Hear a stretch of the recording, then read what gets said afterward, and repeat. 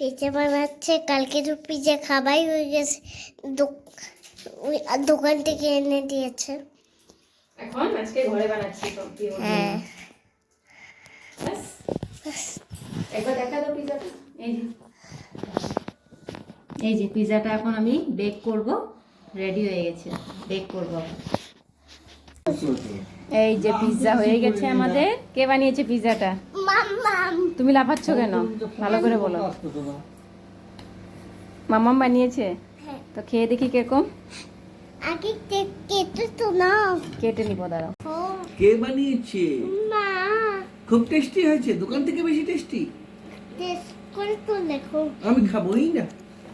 দাদা বাবা,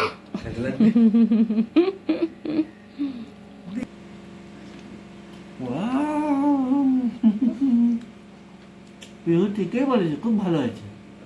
thank you. আকা